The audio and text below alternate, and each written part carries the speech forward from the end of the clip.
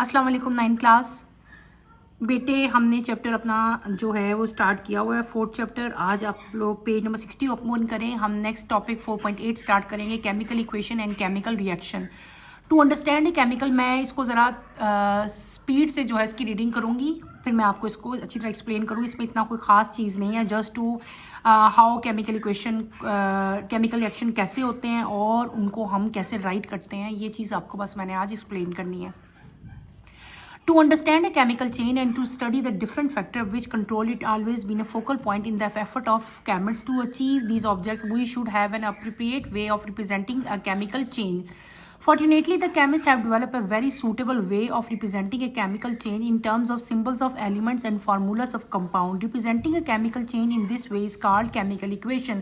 A chemical equation tells us the element or compound which are reacting and those which are being produced as a result of chemical chain. The reacting substances are called reactant while those being produced are called products. It's customary to write the reactant on the left hand side and the product on the left hand side. An arrowhead draw from reactant to product separate the two. The following example will help you to understand these points clearly. Al plus oxygen is equals to Al2O3 aluminum oxide. The following points must be kept in mind while writing a chemical equation. A chemical equation must obey the law of conservation of mass. This means no atom should be destroyed nor produced during chemical reaction. The total number and the type of atoms must remain the same during a chemical chain. Thus, the total number and kind of atom on both equations must be equal and chemical equation must be balanced. The formulas of element and compound must be written correctly. A chemical equation must determine the correct mole ratio among the reactant, the product, and between the reactant and the product. The chemical equation must also point out the direction in which the reaction is proceeding. It is usual practice to show the normal physical state of reactant and product as a subscript. Solid, liquid, gas are symbolized as SLG. Respectively, aqueous AQ represent the solvated ion.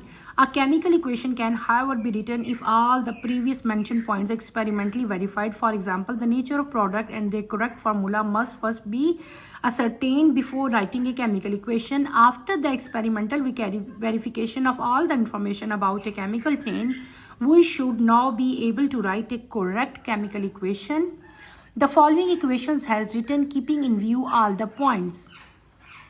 Here are three equations. According to the chemical equation, zinc reacts with sulfuric acid, gives zinc sulfate and hydrogen gas. The chemical equation further tests the mole ratio not only between reactant and product but also between reactant and product. 1 mole of zinc reacts with 1 mole of sulfuric acid to produce 1 mole of zinc sulfate and 1 mole of hydrogen gas. Sometimes the chemical reaction move both ways. In either word, reactant give back the product and the product in return react to give back return. Such reactions are called reversible reactions and indicated by double arrow sign. Both reactions involving ion also showed in the form of chemical equations. Both AgNO3 and NaCl ionic compound and soluble in water. When they are mixed, they react to form products.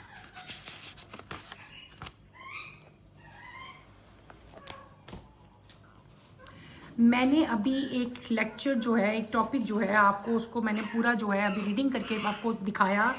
लंबी reading की, पूरे page की reading की, लेकिन मैं आपको सारा अभी बेटे एक्सप्लेन करूँगी। आपने कंफ्यूज नहीं होना कि मैंने इतनी तेज़ी से जो है वो रीडिंग कर दी। आपको एक एक लाइन को जो है मैं एक्सप्लेन करूँगी, आप लोग जस्ट इसको देखते रहें कि मैं आपको क्या समझा रही हूँ। बेटे हमने क्या कहा, मैंने क्या कहा कि हम लोग क्या करते हैं, कोई भी जब कोई रिएक्शन होता है तो जितने भी केमिस्ट हैं बेटे, उन्होंने किसी भी केमिकल चेंज को रिप्रेजेंट करने के लिए जो है वो क्या बनाए हैं, सिंबल्स बनाए हैं, फार्मूलाज बनाए हैं। सबसे पहली चीज़ जो आपको याद करनी है वो है केमिकल इक्वेशन। क्या है? केमिकल इक्वेशन की डेफिनेशन है, आपने याद करनी है। रिप्रेजेंटिंग अ केमिकल चेंज को रिप्रेजेंट करने का जो तरीका होता है उसे क्या कहते हैं? उसे हम लोग केमिकल इक्वेशन कहते हैं। यहाँ पे ये देखो बोल्ड लेटर्स में आपकी डेफिनेशन लिखी है, इसको आप अंडरलाइन कर लेना।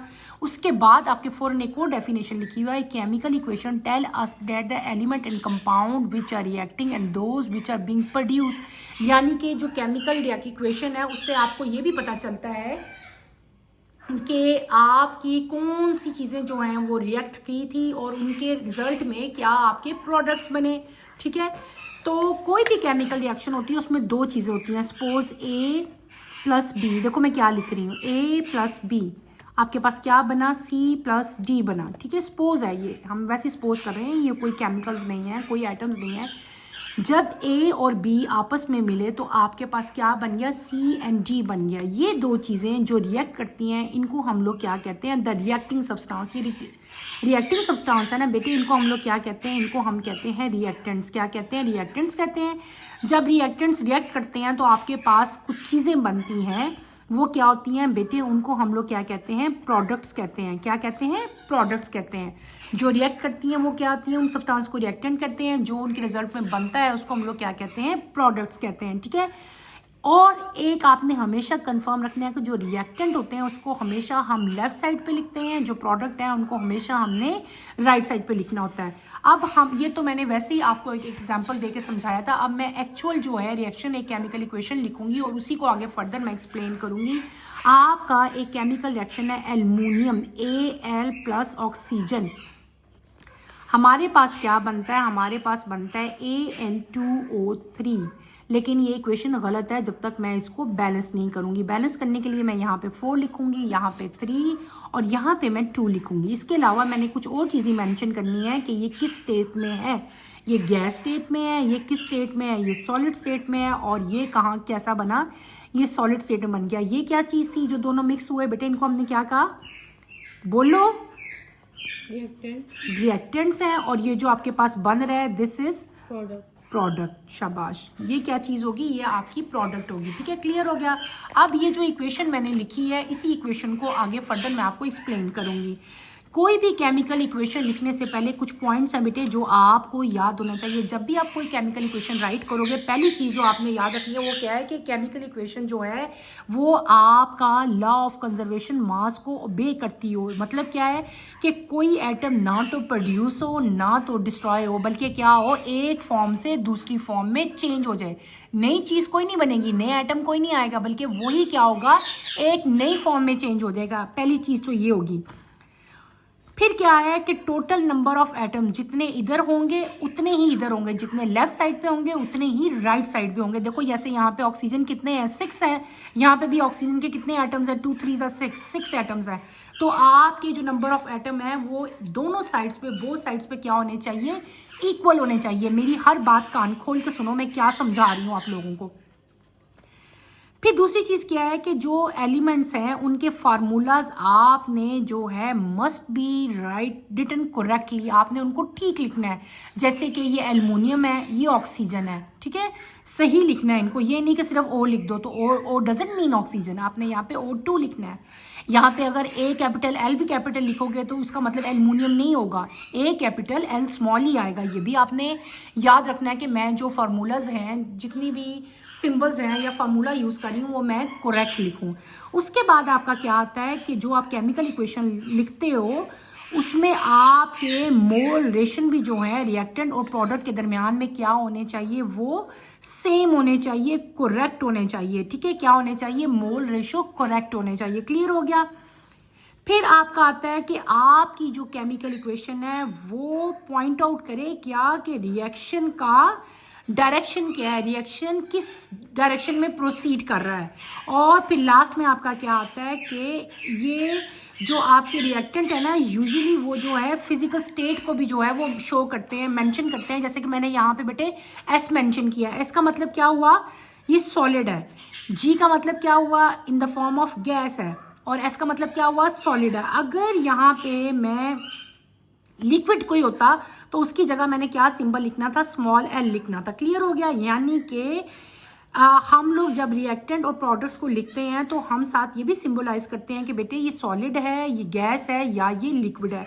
एक और चीज़ भी आपने मेंशन यहाँ पे करनी होती है कि अगर बहुत सारे होते हैं कि वो एक्वस सोल्यूशन होती है, एक्वस का मतलब होता है वो वाटर में मिक्स अप होते हैं, तो उस केस में आप लोग क्या साथ लिखते हो, AQ छोटा सा, जैसे मैंने S लिखा है ना, G लिखा है, इसी तरह यहाँ पे हम क्या लिख देते हैं, AQ लिख देते हैं। फिर आपका क्या आता है, ये तो थे आपके how to write chemical equation के केमिकल इक्वेशन बेटे आपने कैसे राइट करनी है, मैंने आपको वो बताया। फिर आपकी बुक में कुछ और फर्दर एग्जांपल्स दे के भी आपको एक्सप्लेन किया है। मैं सारी एग्जांपल्स आपको वन बाय वन जो है ये एक्सप्लेन करूंगी। आप लोगों ने इसको समझने की जो है वो पूरी कोशिश करनी है। अगली एग्जाम्पल बेटे जो आपको बुक में दी हुई है वो एग्जाम्पल कौन सी है आपकी, zinc Zn plus sulphuric acid H2SO4, क्या, जिंक प्लस सल्फ्यूरिक एसिड। ठीक है, जब ये रिएक्शन ये पॉजिटिव है, ये भी पॉजिटिव है, ये भी नेगेटिव है, मैं आपको पढ़ा के आई हूँ, पॉजिटिव नेगेटिव के साथ मिल जाएंगे और ये पॉजिटिव के साथ तो कोई नेगेटिव नहीं है तो ये अलग से निकल जाएगा। आपके पास क्या बन जाएगा, जिंक सल्फेट ZnSO4 और हाइड्रोजन जो है ये आपके पास अलग आ जाएगा। आपको मैंने बताया था आपने इनका स्टेट ऑफ मैटर भी बताना है। Zinc is in solid state, ये सल्फ्यूरिक एसिड जो है ये एक्वस सोल्यूशन में AQ आएगा, इसके साथ S आएगा और ये हाइड्रोजन क्या हो जाएगी आपकी गैस फॉर्म में आएगी। अगर आप इस रिएक्शन को गौर से देखो तो बेटे ये रिएक्शन से हमें क्या चीज़ पता चल रही है, इससे हमें ये भी पता चल रहा है इनके दरमियान में जो मोल रेशो है ना वो भी हमें समझ आ रही है। इसका मोल रेशो भी इस रिएक्शन से हमें पता चल रही है। कैसे, इसका मतलब ये हुआ कि 1 मोल ऑफ जिंक, वन ही है ना, 2 तो नहीं यहाँ पे लिखा, 3 तो नहीं लिखा, इसका मतलब है 1 mole of zinc react with 1 mole of sulphuric acid. और जब ये दोनों का रिएक्शन हुआ तो आपके पास क्या बना, 1 mole of zinc sulphate and 1 mole of hydrogen gas. Clear हो गया कि इस रिएक्शन से हमें इनकी मोल रेशो भी पता चल रही है। हर रिएक्शन जो है हमें मोल रेशो भी बताता है। फिर आपके पास एक और चीज़ मैंने आपको एक और बताई जो कि मैं रिएक्शन के साथ एक्सप्लेन करती हूँ, डैट इज N2 + 3H2। ये गैस में है और ये सॉलिड फॉर्म में है। जब ये दोनों रिएक्ट करते हैं तो बेटे आपके पास क्या चीज़ बनती है, आपके पास बनता है ammonia in the form of gas. ठीक है, अच्छा अब मैंने यहाँ पे इस तरह का एरो बनाया और साथ ही मैंने ऐसा एरो भी बना दिया। कभी कभार आप ऐसे रिएक्शंस भी देखते हो डबल एरो वाले। ठीक है, इसका मतलब क्या होता है कि ये रिएक्शन रिवर्सेबल है। क्या है, रिवर्सेबल। जब मैंने रिएक्टेंट को कंबाइन किया, रिएक्ट करवाया तो क्या चीज़ बन गई, प्रोडक्ट बन गया। प्रोडक्ट से दोबारा रिएक्टेंट बन सकते हैं। इस तरह के रिएक्शन जिनमें प्रोडक्ट को हम दोबारा रिएक्टेंट में कन्वर्ट कर सकते हैं उन रिएक्शंस को हम लोग क्या कहते हैं, दे आर रिवर्सेबल रिएक्शन। कौन से रिएक्शन है बेटे, ये रिवर्सेबल रिएक्शन है। और वो रिएक्शन जिनको हम दोबारा प्रोडक्ट में कन्वर्ट नहीं कर सकते उनको हम क्या कहते हैं, उनको कहते हैं इरिवर्सेबल रिएक्शंस। क्लियर हो गया। और जो रिवर्सेबल रिएक्शंस हैं उनको हम लोग इस तरह डबल जो आपके साइन है, डबल एरो है, इस तरह हम लोग इस साइन से जो है वो रिप्रेजेंट करते हैं। उसके बाद आपकी एक और आती है बेटे example, AgNO3 in aqueous solution. साथ आपका आता है सोडियम क्लोराइड NaCl, ये भी एक्वस सोल्यूशन। ठीक है, आपके पास क्या बनेगा, आपके पास बनेगा AgCl, साथ सोडियम आयन, साथ नाइट्राइट NO3-, ये भी एक्वस सोल्यूशन है, ये भी एक्वस सोल्यूशन है। ठीक है, अब आप इसको गौर करो। इस रिएक्शन से हमें पता चला है कि ये देखो जो AgNO3 है और जो NaCl है ये क्या है, they are soluble in water. ये जो एक्वस सोल्यूशन लिखा हुआ है इसका मतलब क्या हुआ, they are soluble in water. जब मैंने इनको रिएक्ट किया, जब when they are mixed in water, ठीक है ना, एक्वस का मतलब ये होता है कि they are mixed in water. इन दोनों को हमने वाटर में भी मिक्स किया, आयनिक कंपाउंड, एंड ये आयनिक कंपाउंड भी हैं और ये सॉल्युबल इन वाटर भी हैं। तो जब हमने इनको वाटर में मिक्स किया तो हमारे पास जब इनका मतलब ये रिएक्टेंट है ना, जब रिएक्ट किया तो आपके पास जो प्रोडक्ट बने वो क्या क्या बने बेटे, आपके पास AgCl बना, साथ आपके पास Na बना और साथ आपके पास NO3 जो है वो रिलीज हो गया। ठीक है, और ये जो AgCl बना ना ये in the form of precipitate बन गया। ठीक है, इन द फॉर्म, प्रेसिपिटेट का मतलब होता है कि वो सोल्यूशन के नीचे बैठ जाते हैं। जैसे कभी आप चौक है या कोई और केमिकल है जो पानी में मिक्स नहीं होगा, नीचे आके बैठ जाएगा ना पाउडर फॉर्म में, तो जो पाउडर फॉर्म में कोई चीज़ नीचे बैठ जाती है पानी में उसको हम लोग प्रेसिपिटेट कहते हैं। ठीक है, ये किस चीज़ की एग्जांपल थी? ये एग्जांपल थी कि अगर रिएक्शंस में आयंस मतलब इन्वॉल्व हों तो कैसी केमिकल इक्वेशन होगी, ये उसकी एग्जांपल्स थी। हमने बेटे आज ये सारे रिएक्शंस मैंने आपको बताए। हमने आज क्या पढ़ा? हमने पढ़ा कि केमिकल इक्वेशन क्या होती है। केमिकल इक्वेशन की मैंने आपको डेफिनेशन बताई, फिर मैंने आपको बताया केमिकल रिएक्शन जो है वो कैसे होते हैं। फिर हमने पढ़ा कि केमिकल इक्वेशन को हम लोग राइट कैसे करते हैं। मैंने आपको बताया लेफ्ट साइड पे जो रिएक्ट करते हैं उनको हम रिएक्टेंट कहते हैं, जो एज ए रिजल्ट बनते हैं उनको हम लोग प्रोडक्ट करते हैं। फिर मैंने आपको ये वाली एग्जांपल बताई, ये दोनों रिएक्ट किए रिएक्टेंट थे, ये प्रोडक्ट थे, इनको एरो हेड से शो करना था। साथ ही इनका फिजिकल स्टेट भी आपने बताना होता है, ये सॉलिड है, लिक्विड है कि गैस है। हमें इनका फिजिकल स्टेट याद करना पड़ेगा जी। इसी तरह फिर आपने आगे अगली एग्जांपल मैंने बताई, ये वाली एग्जांपल जो है ये चीज़ शो कर रही थी कि ये क्या मैंने बताया कि जो केमिकल इक्वेशन है वो मोल रेशो भी मतलब शो करती है। उसे हम लोग किसी भी चीज़ का जो मोल रेशो है वो भी, जैसे कि जिंक की 1 मोल है, सल्फ्यूरिक एसिड 1 मोल है और दोनों को रिएक्ट करेंगे तो 1 मोल ऑफ जिंक सल्फेट जो है वो हमारे पास प्रोडक्ट के तौर पे बनेगा। फिर आपको मैंने एक और चीज़ बताई, that is reversible and irreversible reaction. वो भी मैंने बताया, जो रिवर्सिबल रिएक्शन है उनको इस साइन से हम लोग जो है रिप्रेजेंट करते हैं। फिर उसके बाद हमने एक और एग्जांपल पढ़ी जिसमें जो है आयंस इन्वॉल्व थे। ठीक है, ये सारी एग्जांपल्स मैंने आपको एक्सप्लेन की। ठीक है, केमिकल इक्वेशन कैसे लिखते हैं वो भी मैंने सारा आपको बताया। आपने ये सारी इक्वेशंस बेटे फिंगर टिप्स पे अपने याद करके आनी है, बार बार लिख के देखनी है और इनको मुझे कल मैं आपसे ये सारी की सारी जो है ये लिखवाऊंगी केमिकल इक्वेशंस। ठीक है, आज की टॉपिक बस इतना ही है। ठीक है, इतना ही, यहीं पे हम अपना लेक्चर ख़त्म करते हैं। नेक्स्ट लेक्चर की नोटिफिकेशन के लिए आप चैनल को शेयर करें, सब्सक्राइब करें और इंशाल्लाह जो है मेरे ख्याल से लास्ट टॉपिक ही हमारा बस रह गया, वो हम कल जो है अपना कवर कर लेंगे। अल्लाह हाफिज़ 9th क्लास।